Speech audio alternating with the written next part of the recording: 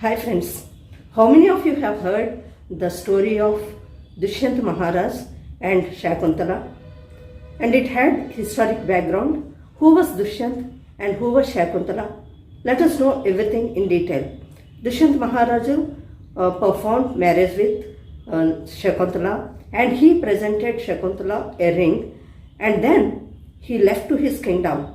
And Shakuntala was brought up by a sage, Kanva Mahamuni, and later, after reaching his kingdom, he forgot everything that he had married Shakuntala, because that marriage was performed following Gandharva Vivaha. Gandharva Vivaha means marriages are performed in different ways. One of the ways is there won't be any people there except all aspects in nature, right? And those were only the evidence. The important evidence was the ring which he presented to her. But after reaching his kingdom, he forgot everything. When Shakuntala went there, he could not recognize her. What was the reason? Who was actually Shakuntala and who was Dushyant? And what happened to both of them? Why did he forget? What happened to the ring? Why couldn't she produce that ring, important ring which was presented to her? Later, what had happened? Let us know everything in detail. Dushyant was the king of Hastinapur, one of the ancestors of Pandavas and Kauravas. He, being the eldest among his siblings, became the king. He was very efficient in ruling his kingdom, following all dharmas. He liked hunting all wild animals. One day he went to the forest for hunting. His arrow struck a deer. Following the deer, he reached the place where a sage named Kanva Mahamuni stayed. There, his attention was drawn by a beautiful girl named Shakuntala, who was playing with a deer. Shakuntala was brought up by Kanva Mahamuni. She was found by Kanva near his ashram. He considered her as God's given gift. Who was Shakuntala? She was daughter of sage Vishwamitra and Menaka from heaven. Once Indra sent Menaka to Vishwamitra to distract his mind from meditation.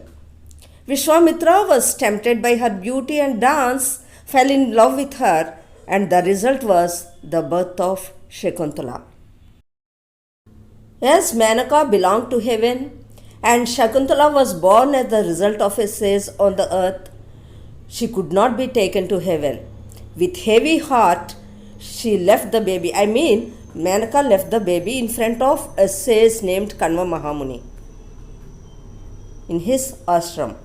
Since then, she was brought up by Kanva Mahamuni. There was divinity clearly seen on her face. When she reached her young age, she was thus found by Dushyant. Both of them fell in love with each other. Without being known to others, Dushyant married her, as we call Gandharva Vivaha.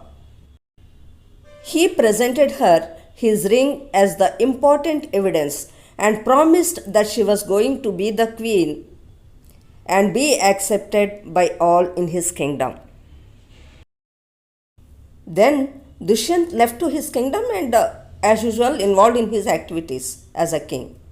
Since then, Shakuntala had been thinking about Dushyant. One day, it was not Bhrigu, I think he was Durvasa Mahamuni. Durvasa came to Kanva Mahamuni's ashram. She saw Shakuntala, called her, but she did not heed his words. He felt that she was ignored by her. He was annoyed and cursed her. How arrogant you are!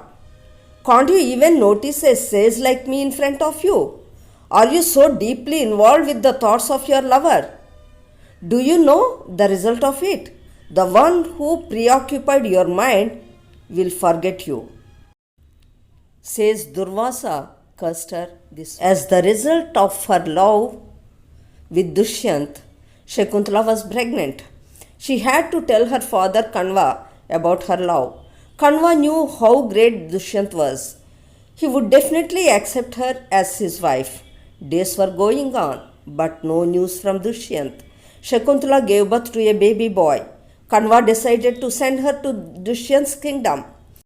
With all gifts, Kanva sent her to Dushyant on a ferry, being accompanied by Kanva's wife and some of his disciples.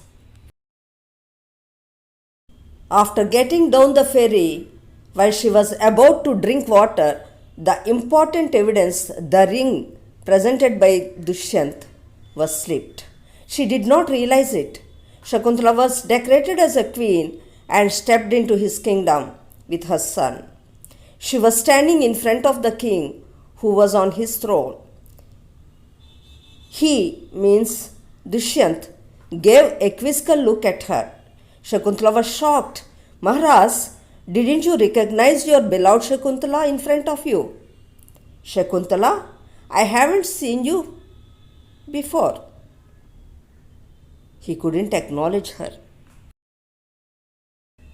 I heard that you are a great king, can give good justice to everyone in your kingdom.